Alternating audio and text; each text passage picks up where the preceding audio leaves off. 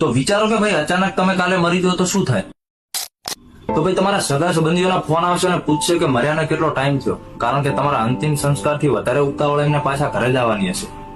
તમારા મિત્રો જેની સાથે રોજ તમે હરો છો, ફરો છો, મોજ કરો છો, મિત્રો 6-12 મહિના તમારી સ્ટોરી રાખશે અને પછી નવા તહેવારો આવશે ત્યાં હસતા જોવા મળી જશે. જે વ્યક્તિને તમે સૌથી વધારે પ્રેમ કરો છો એ વ્યક્તિ થોડા વર્ષો પછી બીજા વ્યક્તિને પ્રેમ કરતું થઈ જશે.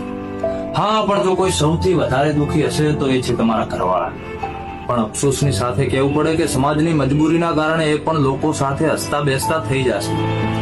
તો મિત્રો, જિંદગીની હકીકત છે કે આ દુનિયા કોઈની માટે રાહ જોતી નથી. તો તમે તમારા ખુદના માટે જીવો, બીજા લોકો માટે નહીં. તમારા શોખ માટે જીવો. હા, અમુકને લાગતું હોય કે 4 લોકો શું કહે છે, તો 4 લોકો મિત્ર જયારે તું મરીશ ને તારું 12મું હશે ને ત્યારે એમ જ કહેશે કે ભાઈ ખીચડી બહુ મીઠી છે, થોડીક વધારે આવવા દો.